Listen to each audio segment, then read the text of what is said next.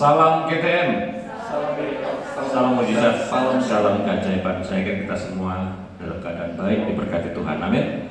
Kita akan segera mulai ibadah pertama pagi hari ini, dan kita akan membaca satu ayat firman Tuhan dari Mazmur 40 ayat yang ketiga. Saya bacakan demikian buat kita semua. Mazmur 40 ayat yang ketiga. Ia memberikan nyanyian baru dalam mulutku untuk memuji Allah kita.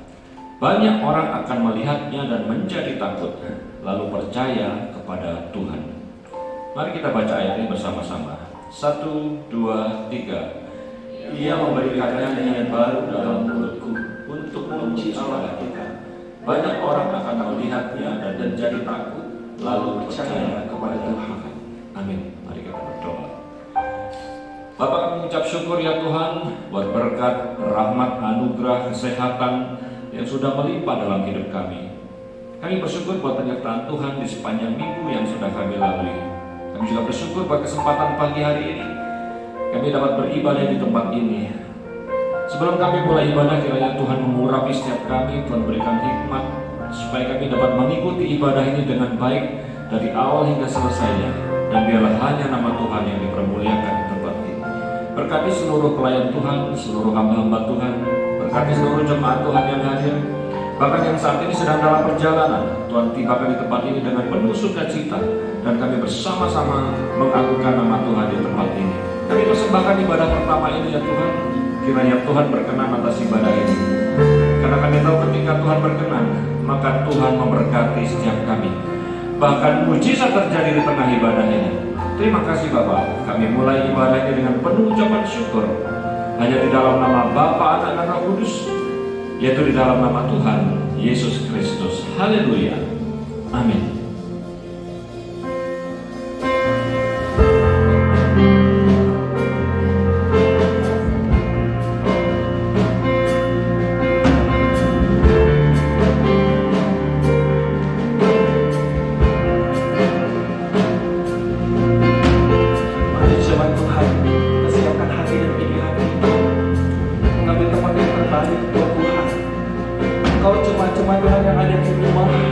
Mari bersama-sama dengan kami di tempat ini merasakan hadirat Tuhan.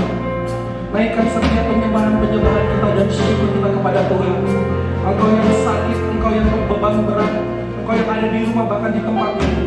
Mari kita bersama-sama membangun menara penyembahan bagi Tuhan, sehingga berbau harum di hadapannya, dan Tuhan mengulurkan tangannya buat kita, bagi kita yang setia menyembah Tuhan melalui hati kita.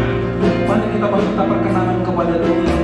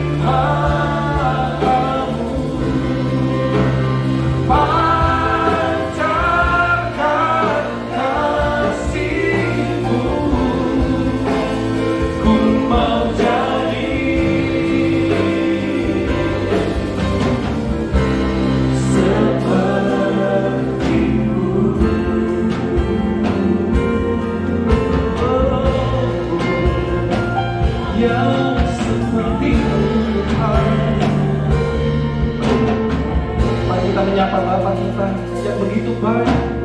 Bapa setia, terima kasih Tuhan. Takkan meninggal dan ku percaya Engkau milikku dan ku milikmu. Oh betapa berharga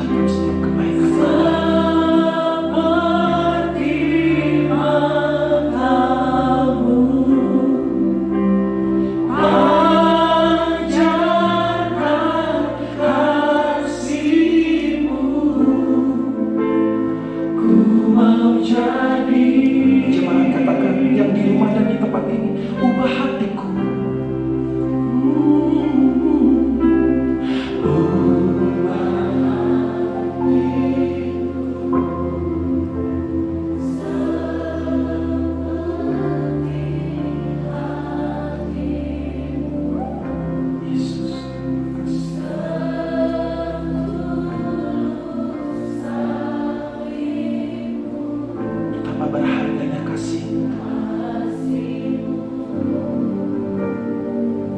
Tuhan, biar mata kami Tuhan seperti mata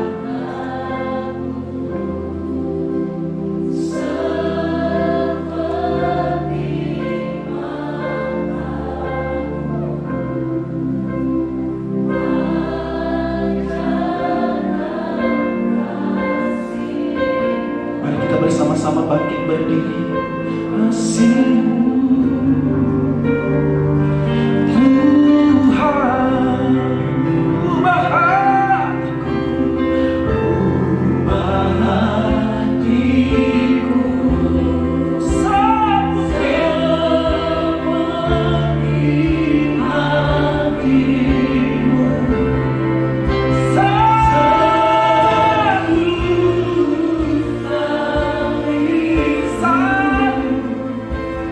Kasih-Mu,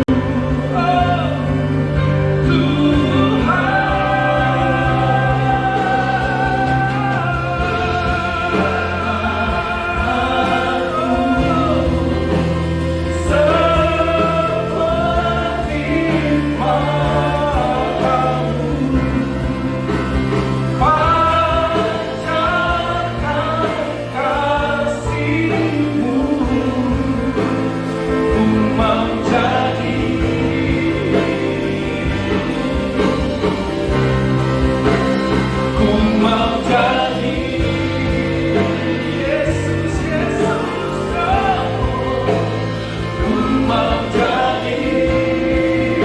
bersama-sama kita katakan seperti-Mu.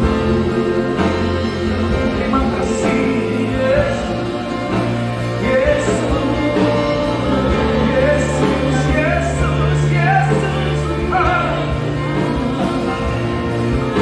Biar setiap hari Tuhan kami bersekambar dengan Allah, melakukan perbuatan-perbuatan Kau inginkan Tuhan, lewat hati kami, pikiran kami, perkataan kami, dan perbuatan kami.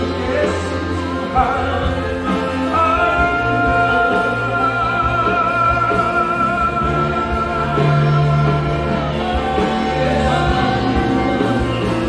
Terima kasih Yesus. Kami mau menjadi seperti-Mu Yesus.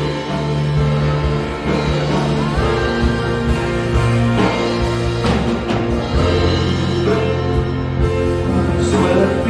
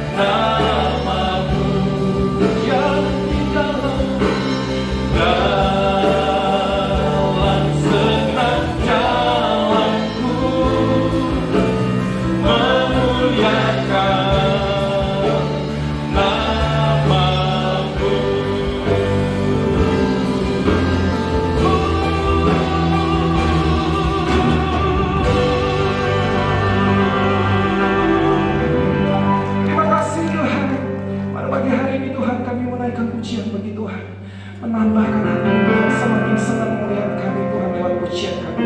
Berkati setiap pintu gerbang mulut kami Bapa. Engkau yang ada di rumah dan di tempat ini, mari kita berikan kemuliaan bagi Tuhan. Haleluya. Mari kita meninggikan Tuhan kita.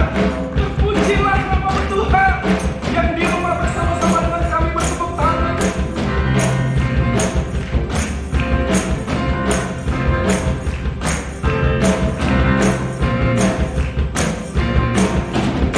Terpujilah namamu Tuhan, Yang kuat, kuat dan penuh kemuliaan. bersama-sama satu suara. Suara nyatakan Bersamaku tetap selamanya. Terpujilah. terpujilah namamu Tuhan, Kau ajaib, ajaib dan penuh keagungan. Satu hati kami nyatakan, kerajaanmu kekal selamanya.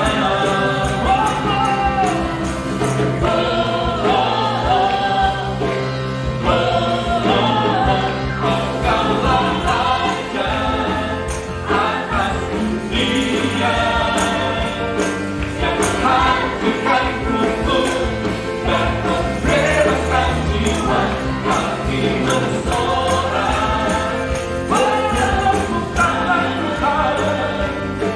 Engkau Tuhan percaya dan memerintah untuk selamanya. Terpujilah namamu Tuhan, ajaib dan penuh keagungan. Terpujilah namamu Tuhan, ajaib dan penuh keagungan. Satu hati, Satu hati kami nyatakan, kerajaanmu kekal selamanya. Bersama katakan,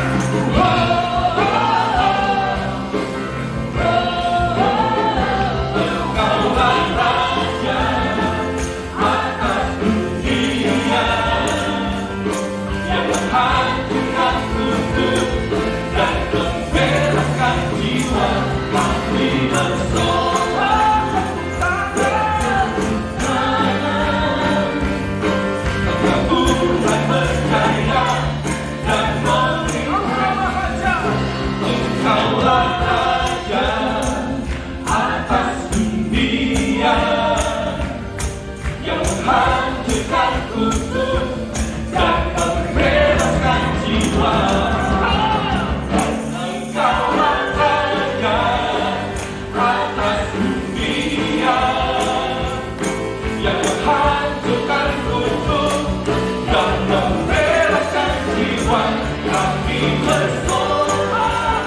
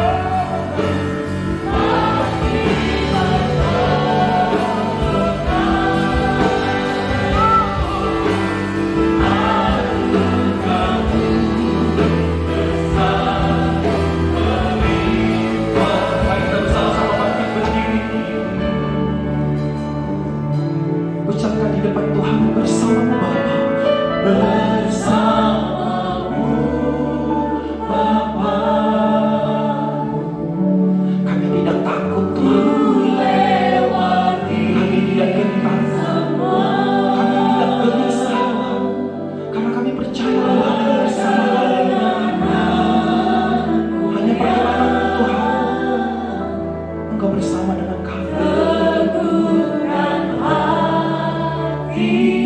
Engkau yang bertindak, memberi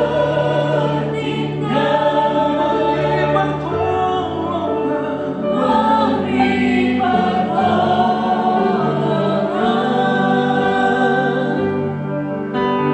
Anugerahmu besar melimpah bagiku.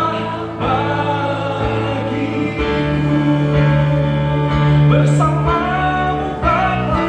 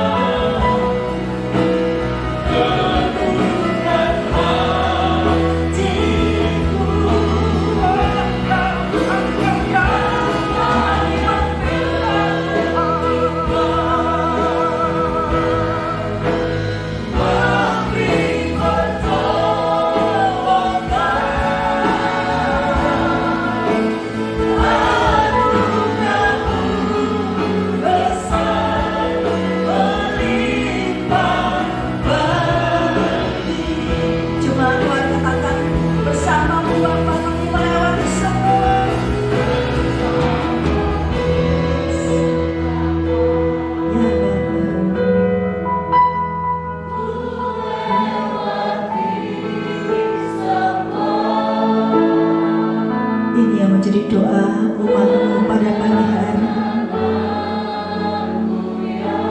Engkau yang meneguhkan hati kami. Yes. Haleluya. Haleluya.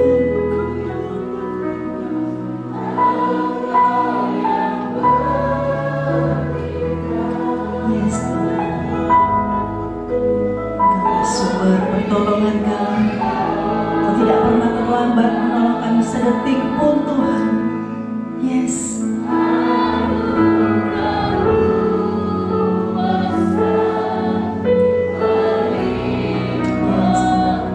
Katakan anugerahmu besar melimpah bagi kami.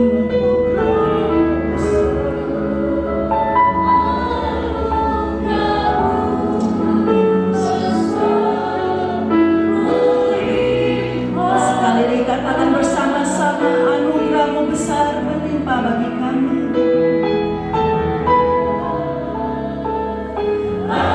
Anugerahmu besar melimpah bagiku. Berikan kemuliaan yang paling mulia bagi Allah kita. Haleluya. Terpujilah namamu Tuhan, kekal selama-lamanya. Syakarabaraba, yaralabaraba, shikanarabaraba. Haleluya. Terima kasih Tuhan. Terima kasih Tuhan. Engkau Allah yang luar biasa. Engkau Bapa yang begitu baik dalam hidup kami. Anugerahmu tercurah dalam hidup kami pagi ini. Kami bersyukur dan sangat bersyukur Tuhan, sebab Engkau baik, Engkau sangat baik Bapa. Terima kasih Tuhan buat hari yang Tuhan berikan kepada setiap kami, untuk kami boleh kembali beribadah kepada Tuhan dengan tubuh yang sehat, dengan segala berkat-berkat yang menyertai kami Tuhan. Terima kasih buat pagi yang indah ini Tuhan. Kami sangat bersyukur kepadamu Bapa, bahwasanya Engkau mengasihi hidup kami, Engkau menganugerahkan yang terbaik dalam hidup kami kepada kami Tuhan. Terima kasih Bapa. Kami percaya bahwa setiap pujian dan penyembahan kami pagi ini menyenangkan dan berkenan kepada Tuhan. Urapi kami pada pagi hari ini Tuhan. Kami akan mendengarkan firman Tuhan. Biarlah setiap firman yang kami dengar Tuhan tidak akan berlalu dengan sia-sia, tapi biarlah firman Tuhan menjadi rema dalam hidup kami, dan kami boleh menjadi pelaku firman Tuhan, dan kami boleh menyukakan hati Tuhan. Terima kasih Bapa. Urapi hamba-Mu pada pagi hari Bapa. Di dalam nama Tuhan Yesus Kristus kami siap mendengarkan firman Tuhan. Yang siap mendengarkan firman Tuhan katakan bersama-sama amin. Silakan duduk Bapak Ibu semua, puji Tuhan. Shalom. Ya, bersyukur karena Allah begitu baik bagi kita. Sampai saat ini kita boleh ada, semua karena kasih dan anugerah Tuhan. Bulan ini kita akan mendengarkan firman Tuhan terus-menerus tentang pembaruan perkataan dan perbuatan kita. Saya percaya bahwa di bulan-bulan yang sudah kita lalui, kita semakin diperbarui oleh Tuhan dalam kasih, pengharapan dalam iman kita semakin diperbarui oleh Tuhan. Dan saat ini perkataan kita juga akan terus diperbarui oleh Tuhan. Kolose 3 ayat yang ke-17. Dan segala sesuatu yang kamu lakukan dengan perkataan atau perbuatan, lakukanlah semua itu dalam nama Tuhan Yesus sambil mengucap syukur oleh Dia kepada Allah Bapa kita. Pagi ini saya akan mengupas tentang lidah, tentang perkataan. Kalau saya percaya bahwa kalau lidah kita diurapi oleh Tuhan, maka perbuatan kita juga akan diubahkan oleh Tuhan. Amin. Bapak Ibu terkasih, perkataan itu adalah salah satu sarana untuk kita mengekspresikan hati kita. Ya, satu sarana untuk kita bisa mengekspresikan hati kita. Kita bisa memuji teman kita, engkau baik, engkau cantik, engkau cerdas, dengan perkataan. Kita juga bisa mengungkapkan isi kepala kita dengan perkataan kita, betul? Kita bisa mengatakan bahwa pagi ini baik, ya, ibadah ini luar biasa. Itu perkataan. Dan dengan perkataan kita juga bisa berinteraksi dengan sekitar kita. Bapak Ibu, saya nggak bisa bayangkan kalau di dunia ini ya nggak ada perkataan, nggak ada yang mengatakan sesuatu patah kata pun. Saya percaya bahwa dunia ini pasti sepi, ya sangat sepi. Tidak terdengar keluhan, tidak terdengar makian barangkali ya. Kalau di dalam rumah tangga barangkali ada marah-marah, berkelahi. Kalau nggak ada perkataan itu sepi. Barangkali kalau udah ada obrolan-obrolan kecil di meja makan, kok kayak sepi ya hidup ini. Itu adalah fungsi perkataan yang Tuhan berikan lidah kita untuk berkata-kata. Tetapi kalau kita ingat ketua umum kita berkata, kalau orang yang KKO, ya, keakean omong itu juga bikin mumet ya. Kalau kita ketemu orang yang ngomong terus ya, akhirnya kita pusing ya. Tetapi Tuhan katakan, perkatakan sesuatu yang baik, perkatakan sesuatu yang bermanfaat dalam hidup kita. Kolose 4 ayat yang ke-6 bagian A. Seperti apa yang Tuhan mau yang kita katakan dalam bibir kita, dalam lidah kita. Hendaklah kata-katamu senantiasa penuh kasih, jangan hambar. Di sana ada kata senantiasa, artinya kalau kita berbicara harus selalu baik, harus selalu bijaksana. Kalau kita mengucap harus selalu menyenangkan, harus selalu menarik. Apa yang kita keluarkan dari mulut kita harus menarik, harus menyenangkan, harus baik, harus bijaksana. Dikatakan jangan hambar, harus penuh dengan kasih Allah. Tuhan berkata bahwa kita adalah terang dunia, kita adalah garam dunia. Saya sering mendengar firman Tuhan ini. Kenapa Tuhan katakan dua unsur ini dalam kehidupan kita? Kenapa diidentikan dalam hidup kita? Saya katakan bahwa terang itu sangat berguna bagi manusia, betul ya? Kalau tarakan aja satu malam aja mati lampu full dari jam 7 sampai pagi, itu pasti kita akan mengalami hal yang tidak nyaman, betul? Kita tidak bisa berbuat apa-apa, dan di dalam kegelapan pasti banyak kejahatan. Tuhan katakan, engkau adalah terang dunia. Kalau kita ada di dunia ini, kita akan membuat orang lain merasa nyaman. Kalau kita ada di dunia ini, kita membuat orang merasa tenang. Amin. Kamu adalah garam dunia. Masakan semahal apapun, kalau yang saya katakan semahal apapun tanpa rasa asin itu gak akan enak, betul? Semahal apapun kalau gak ada rasa asin itu rasanya hambar, ya percuma mahal. Jadi Tuhan katakan engkau adalah garam dunia. Keberadaan kita di dunia ini membuat orang merasa nyaman, merasa enak. Wah, ini anak Tuhan, ya. Fungsi garam itu banyak Bapak Ibu, sebagai bumbu ya, sebagai pengawet ya, sebagai disinfektan ya, banyak sekali kegunaan dari garam. Kenapa Tuhan katakan engkau adalah garam dunia? Kita membuat sesuatu menjadi apa ya? Enak ya, nyaman. Kehadiran kita tuh membuat orang nyaman, membuat dunia nyaman. Engkau adalah garam dunia, bukan garam rumah tangga, tapi garam dunia. Perjanjian lama dalam Imamat 2 ayat ke-13. Dan tiap-tiap persembahanmu yang berupa korban sajian haruslah kau bubuhi garam. Janganlah kau lalaikan garam perjanjian Allahmu dari korban sajianmu, beserta segala persembahanmu haruslah kau persembahkan garam. Arti garam luar biasa. Dalam perjanjian lama bangsa Israel menyajikan persembahan kepada Tuhan harus ada garam. Ya, artinya sangat penting dalam sebuah peribadatan di dalam bangsa Israel pada zaman itu. Kalau kita mau tahu apa sih arti rohani garam, Bapak Ibu bisa cari di kamus Alkitab, banyak sekali arti dari garamnya, arti rohaninya. Kemudian kita baca dalam 2 Raja-Raja 2 ayat yang ke 21, ayat ke 19 dulu. Perikop tentang Elisa menyehatkan air di Yeriko. Ayat 19 sampai ayat ke 22 dari 2 Raja-Raja 2. Berkatalah penduduk kota itu kepada Elisa, cobalah lihat, letaknya kota ini baik seperti tuanku lihat, tetapi airnya tidak baik, dan di negeri ini sering ada keguguran bayi. Jawabnya, ambillah sebuah pinggan baru bagiku dan taruhlah garam ke dalamnya. Maka mereka membawa pinggan itu kepadanya. Kemudian pergilah ia ke mata air mereka dan melemparkan garam itu ke dalamnya serta berkata, beginilah firman Tuhan, telah kusehatkan air ini, maka tidak akan terjadi lagi olehnya kematian atau keguguran bayi. Demikianlah air itu menjadi sehat sampai hari ini sesuai dengan firman yang telah disampaikan oleh Elisa. Ini fungsi garam luar biasa, menyehatkan air yang ada di Yeriko. Tuhan katakan, kita ini garam dunia, kita ini adalah terang dunia. Dimanapun Bapak Ibu berada, sangat berarti, amin, sangat dibutuhkan, sangat berdampak. Kita sangat istimewa, amin. Kita adalah garam, Bapak Ibu. Dimanapun kita, kalau kita ingat khotbah Bapak dan kita ke minggu kemarin, kita ini kemana aja, label kita ini kita bawa. Kita ini anak Tuhan, kita ini hamba Tuhan.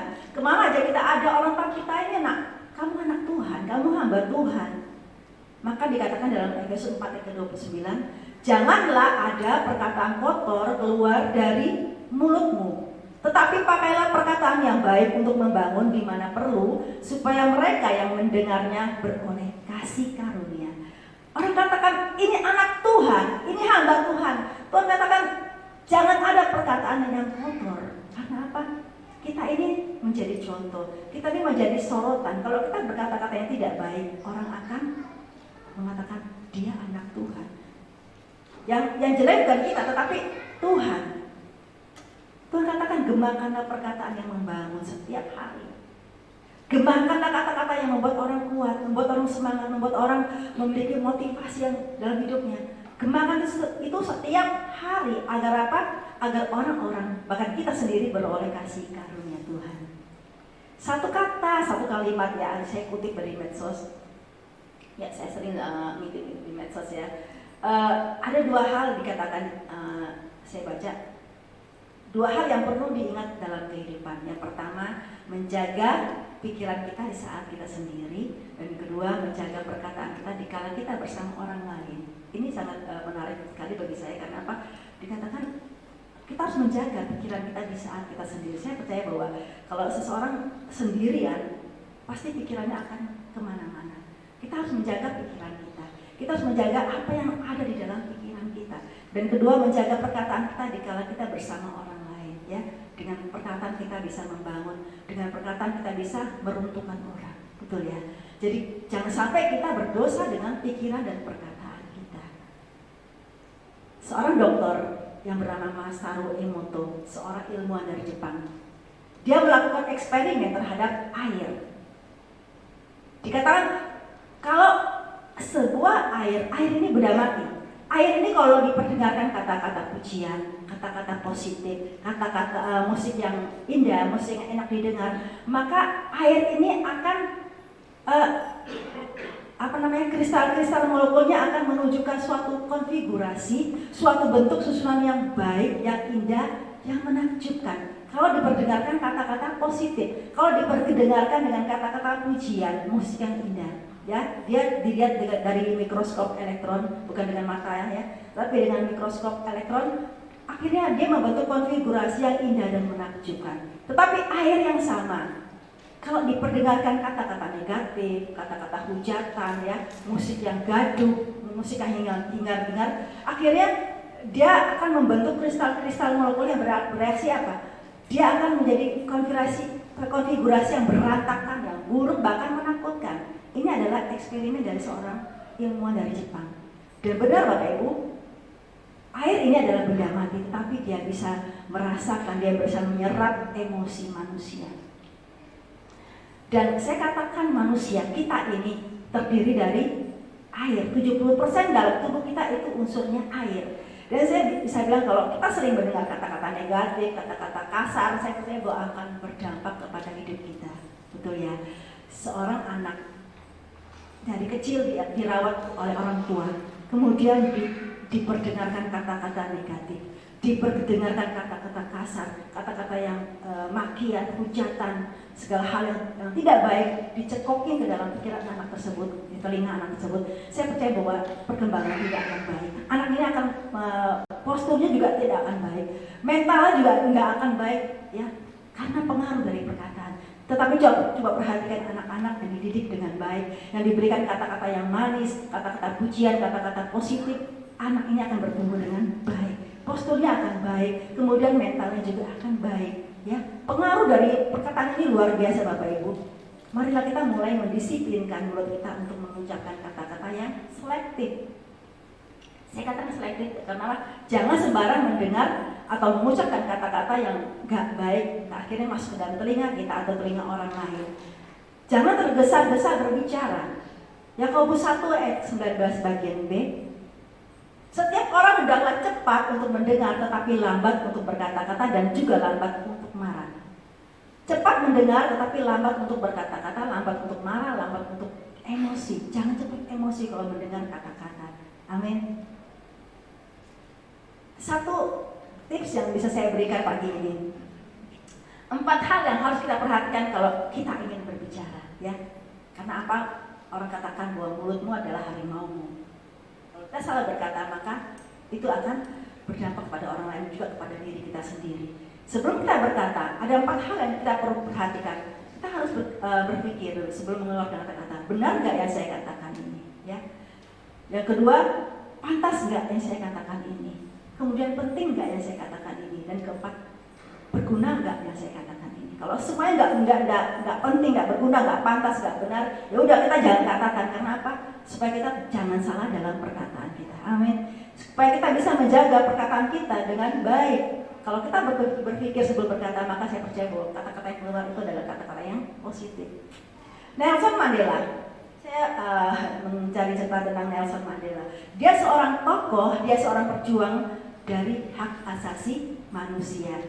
Usianya saat saya membaca tentang biografinya, saat dia berusia 25 tahun, ya anaknya masih muda, dia melawan sistem pemerintahan apartheid pada saat itu, sistem politik yang diskriminatif yang memisahkan ras kulit hitam dengan ras kulit putih.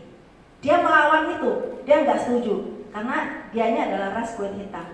Dan karena kata-katanya, Nelson Mandela dipenjara 27 tahun. Wah, saya membayangkan masa mudanya habis di penjara. Ya, ada beberapa orang yang bercerita waktu di penjara hanya 2 tahun atau 1 tahun, rasanya lama sekali, rasanya membosankan. Rasanya gimana ya dalam penjara itu ya? Apalagi 27 tahun, dan saya percaya bahwa ini bukan waktu yang singkat, sangat lama. Dan di dalam penjara, Nelson Mandela dalam kesunyiannya, dalam kesendiriannya, dia berkata betapa berharganya perkataan. Ya. Dia merasa gak ada orang yang mengajak dia berbicara. Dia merasa bahwa perkataan itu sangat berharga. Dan yang kedua dikatakan betapa berharganya perkataan. Dan kedua, betapa kuat dampak perkataan kepada hidup dan mati seseorang. Dia berkata seperti itu, dan itu menjadi orang, iya ya benar ya. Kalau perkataan itu berharga, maka jangan sampai perkataan kita berdampak negatif kepada orang lain. Amsal 18 ayat ke-21 dikatakan, hidup dan mati kita dikuasai oleh lidah. Siapa suka menggembangkannya akan memakan buahnya. Lidah memang nggak bertulang Bapak Ibu. Ya, semua orang tahu bahwa lidah tidak ada tulangnya. Ya, anak kecil juga tahu. Tetapi kalau kita mengatakan kata-kata yang jelek, kata-kata yang tidak baik, maka lidah itu akan lebih tajam dari pedang samurai.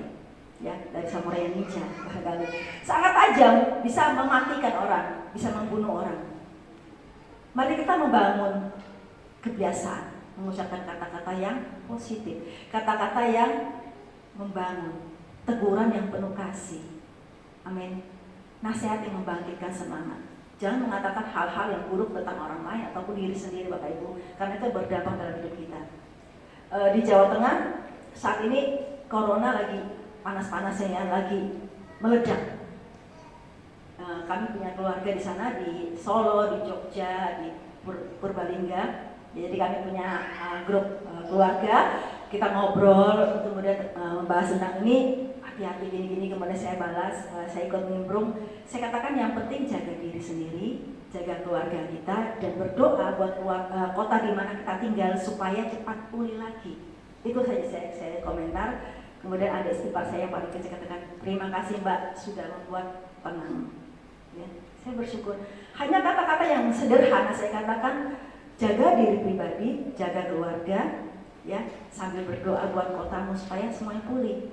Itu membuat, dikatakan adik ipar saya, terima kasih sudah membuat tenang hati. Kata-kata kita ini berdampak, Bapak Ibu. Kata-kata ini walaupun sederhana, walaupun kita tidak ada yang menyusun kata, tetapi kalau kita berkata dengan hati-hati, dengan kata-kata yang menguatkan, saya percaya ini membuat orang lain menjadi tenang. Amin. Membuat orang lain merasa nyaman. Ada satu kisah nyata, Bapak Ibu, saya temukan. Ini tentang perkataan yang tidak bertanggung jawab, tentang perkataan yang racun bagi orang lain. Ada satu keluarga, dia seorang suami. Suami ini dia menyebarkan hoax, ya. Hoax isinya gini, istriku selingkuh. Tetapi sebenarnya istri nggak selingkuh, tetapi karena si pria ini ingin menikah kembali, kemudian dia tidak punya biaya, kemudian dia menyebarkan hoax. Dia katakan bahwa istriku selingkuh. Pertama dia sebarkan di keluarganya, kepada mertuanya. Kemudian sebarkan lagi kepada anak-anaknya. Kemudian nggak sampai di situ, dia menyebarkan berita hoax ini kepada seluruh desa. Dan di dalam desa tersebut masih ada yang berlaku yang namanya hukum rajam batu. Kemudian karena yang melakukan zina harus dirajam sampai mati, dan semua laki-laki di sana mempersiapkan batu. Saya melihat videonya, ini difilmkan, tapi bukan batu biasa, Bapak Ibu, tetapi batu yang sudah diasah. Kita bisa bayangkan batu yang diasah dengan sisi-sisi yang tajam, dan para pria di desa tersebut mempersiapkan dengan baik untuk merajam ibu tersebut. Dan tibalah harinya ibu ini dirajam, dan sangat kasihan banget ya posisinya, karena apa? Dia harus ditanam di bawah perut sampai ke bawah, ditanam di bawah, kemudian tangannya diikat ke belakang dan posisinya pasrah. Dia nggak bisa berbuat apa-apa, dia hanya pasrah. Kemudian dengan posisi tersebut satu persatu dari ayahnya, ya, dia sangat sedih sekali. Ayahnya sendiri tidak percaya, kemudian melempari anaknya dengan batu. Kemudian setelah itu diikuti oleh anak-anaknya. Kemudian setelah itu diikuti oleh suaminya, dan setelah itu seluruh kampung melempari dia dengan batu. Dalam film tersebut, ibu ini bersimbah darah. Semua wajahnya tidak ada bentuk lagi, hancur, penuh dengan darah. Akhirnya dia mati saat itu juga. Dan lebih mengenaskan bahwa mayatnya tidak dikubur, tetap dilempar, yang sampai dimakan oleh binatang buas. Saya lihat ini adalah akibat dari perkataan yang tidak bertanggung jawab, akibat dari perkataan yang racun. Nah, sebenarnya tidak perlu diperkatakan. Akhirnya orang lain menjadi korban. Bapak Ibu, kalau Tuhan memberikan kita lidah, itu bukan sesuatu yang menakutkan, tapi perkataan kita yang menakutkan. Segala hal yang keluar dari lidah kita itu yang menakutkan, bisa membunuh secara jasmani dan rohani. Ya, kita lanjut lagi Bapak Ibu. Kalau saya melihat kisah ini, saya ingat pada Stefanus, ya. Stefanus seorang martir pertama dari gereja mula-mula yang penuh dengan iman dan Roh Kudus. Kita baca di dalam Kisah 7.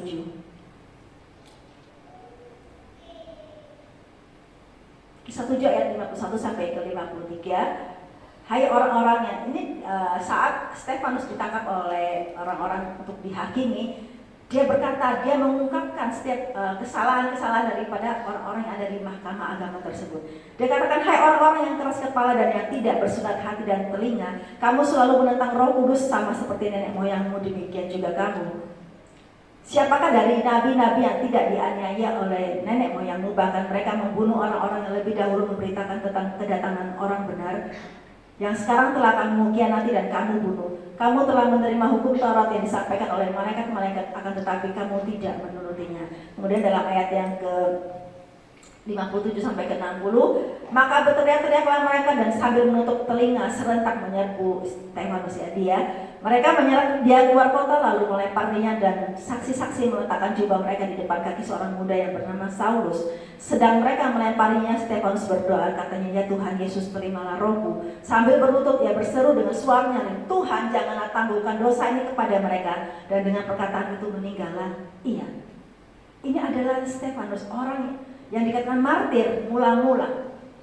Dia dirajam dengan batu karena apa? Karena dia membuka dosa. Dia membuka dosa yang dikerjakan oleh orang-orang yang ada di dalam mahkamah agama. Mereka marah dan sangat malu sekali. Akhirnya menyeret Stefanus keluar dan melempari dengan batu. Tetapi satu hal yang saya katakan, Stefanus adalah orang yang luar biasa. Kita melihat dalam ayat yang terakhir dikatakan Stefanus itu enggak marah, barangkali kalau kita bandingkan dengan cerita ibu tadi barangkali dia diam, tapi dalam hatinya dia merasa sakit hati atau sedih karena apa? Dia tidak bersalah kemudian dilempar sampai batu sampai mati. Tapi Stefanus adalah orang yang memiliki perkataan yang diurapi oleh Tuhan.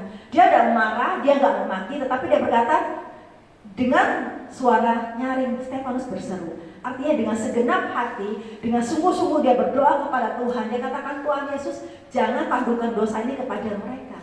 Dia sungguh-sungguh berdoa karena apa? Stefanus memiliki kasih Allah. Kenapa Stefanus bisa mengampuni? Karena dia sudah terlebih dahulu merasakan kasih Tuhan. Dia sudah terlebih dahulu merasakan kebaikan Tuhan, pembaharuan di dalam kasih seperti kita pelajari bulan-bulan sebelumnya. Sehingga kasih yang ada dalam Stefanus itu mengalir, diberikan kepada orang yang menyakiti dia. Gak gampang Bapak Ibu. Kalau sampai kita, barangkali kalau kita sampai dirajam seperti Stefanus, sampai kita hilang nyawa, barangkali tidak akan keluar kata-kata seperti Stefanus. Tapi Stefanus luar biasa.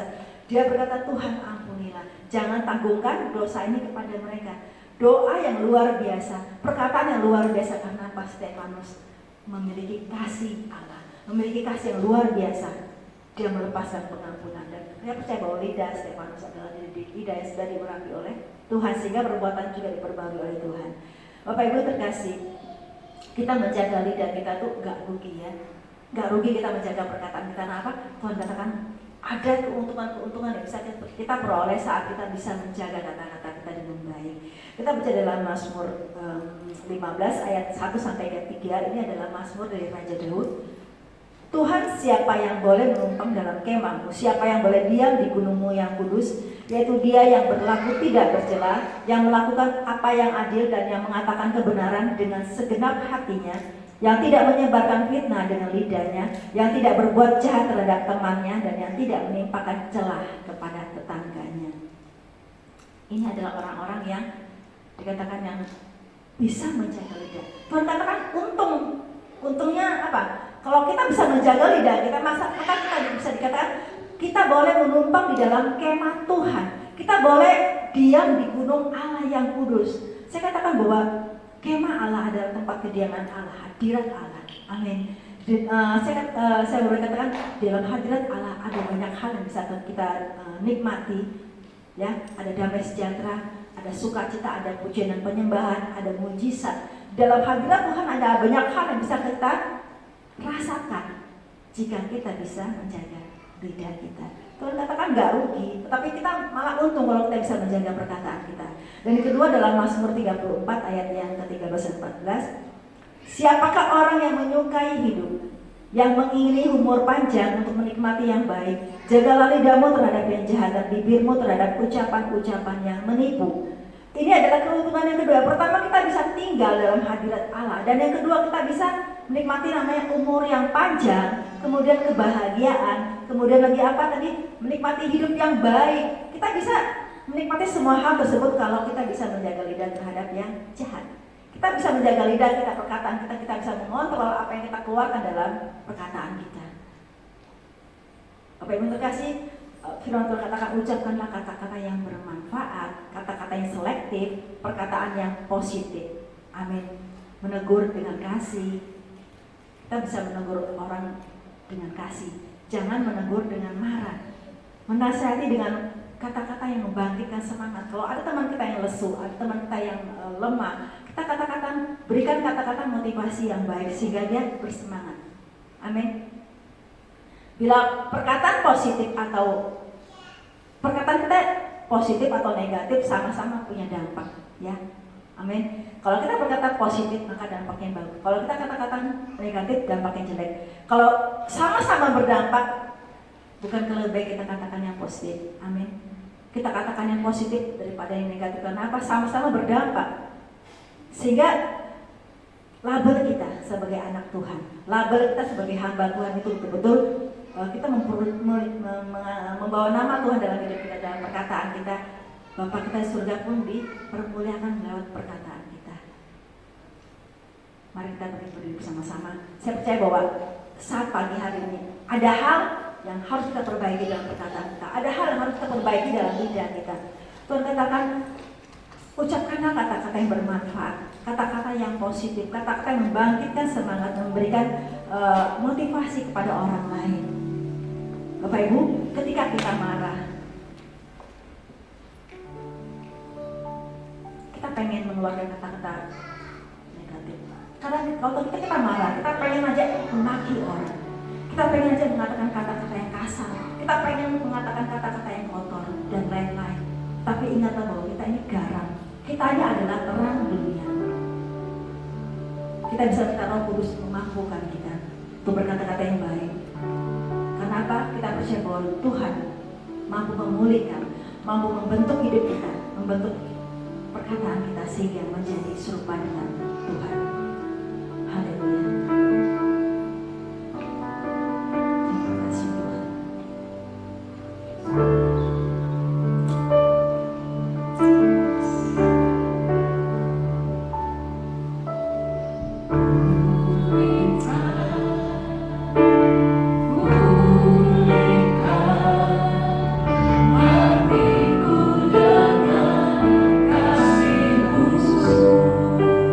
Engkau membentuk kami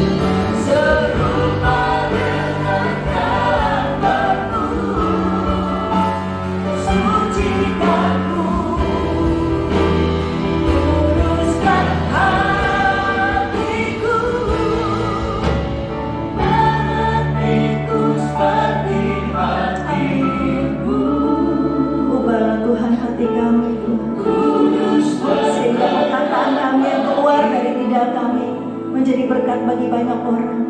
Setiap perkataan kami boleh menguatkan orang-orang yang ada di sekitar kami, membangkitkan semangat, memotivasi Tuhan.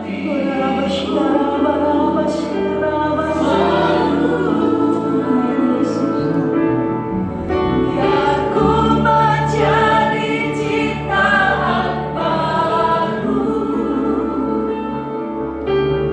bebas dari semua yang jahat, serupa dengan gambarmu, sucikanku, kuruskan hatiku, ubah hatiku seperti hatimu,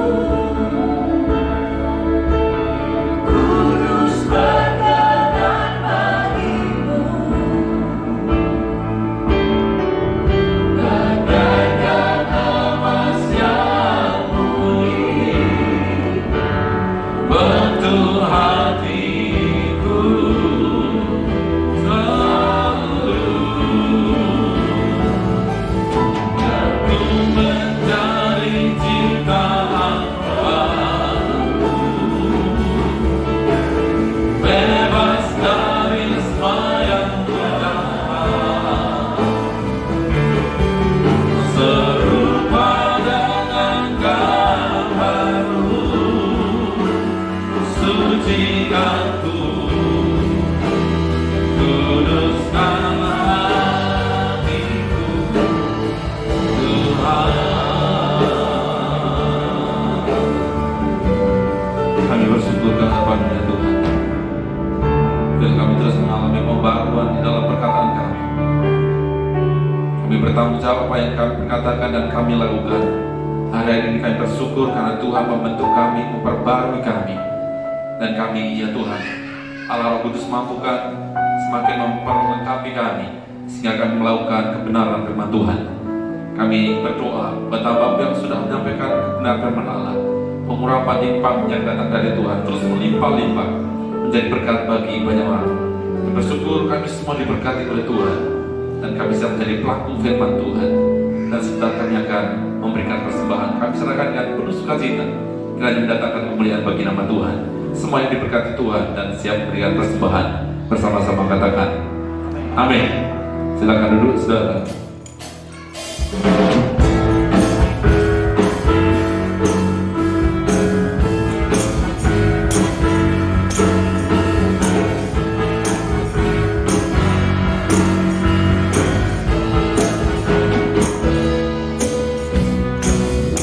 Kecaplah dan lihatlah betapa baik yang Tuhan itu. Rasakan dan nikmati kasih setia Tuhan. Kecaplah dan lihatlah betapa baik yang Tuhan itu. Rasakan dan nikmati kasih setia Tuhan. Kasih setia Tuhan. Syukur bagimu Tuhan. Segala hormat bagimu Tuhan. Allah yang mengasihiku, Allah yang memeliharaku. Syukur bagimu Tuhan. Segala hormat bagimu Tuhan. Allah yang mengasihiku, Allah yang memeliharaku selamanya.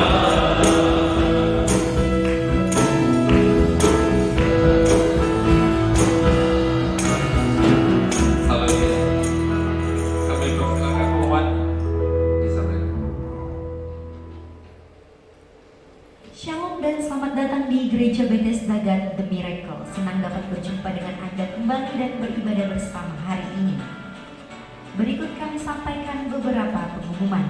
Ibadah raya diselenggarakan hari Minggu dalam 4 kali ibadah, pukul 8 pagi, pukul 10 pagi, pukul setengah 5 sore, dan pukul 7 malam bertempat di Main Hall Gereja Bethesda God The Miracle. Ibadah worship night setiap hari Jumat pukul 7 malam di Main Hall Gereja Bethesda God The Miracle.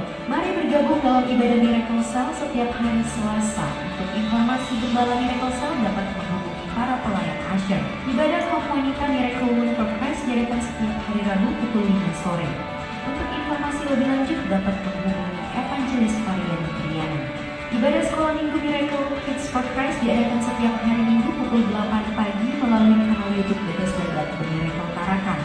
Ibadah kaum pria Miracle Men for Christ diadakan 2 kali dalam seminggu. Untuk informasi lebih lanjut dapat menghubungi PDM Daniel Handoko. Ibadah kaum muda Miracle Kids Youth and Professional diadakan setiap hari Sabtu pukul 7 malam. Untuk informasi lebih lanjut dapat menghubungi Saudara Vino. Kami membuka kesempatan seluas-luasnya bagi saudara yang rindu untuk terlibat dalam pelayanan di bidang musik, pujian, multimedia, dan asyir. Bagi yang rindu untuk memberikan persembahan dan perpuluhan, gereja menyediakan sarana elektronik atau transfer melalui rekening gereja. Kami terus menjaga agar gedung gereja tetap terjaga dengan secara konsisten menyemprotkan cairan disinfektan. Mari jaga kesehatan kita bersama dengan terus menerapkan protokol kesehatan secara ketat seperti mencuci tangan sesering mungkin, menggunakan masker, dan menjaga jarak aman. Tidak kalah penting agar terus produktif dengan menjauhi obat-obatan terlarang, narkoba, dan aktif untuk berolahraga. Untuk itu gereja juga memberikan ruang bagi saudara yang ingin bergabung dalam beberapa komunitas yang ada seperti PES, goes, dan olahraga pingpong yang ada di gereja. Demikian yang dapat kami sampaikan. Mari terus kita jaga kesehatan agar tubuh, jiwa, dan roh kita dapat senantiasa memuliakan Tuhan. Salam miracle, salam mujizat, salam keajaiban, Tuhan Yesus memberkati. Salam Gracia. Ya, itu tadi yang disampaikan saudara, dan salam buat anggota keluarga saudara di rumah. Biarlah kita terus memuji Tuhan, dimanapun berada kita terus memuji Tuhan. Sepakat katakan amin. Mari berdiri bersama-sama. Kita akhiri dengan pujian Kami Memuji Kebesaran-Mu, pulang diberkati Tuhan. Kami memuji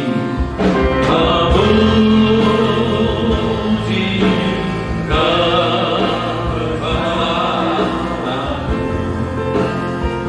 Ajaiblah Tuhan, ajaib Tuhan, ajaiblah Tuhan, ajaib Tuhan. Kami memuji kebesaran-Mu, memuji kebesaran-Mu. Ajaiblah Tuhan, ajaib Tuhan.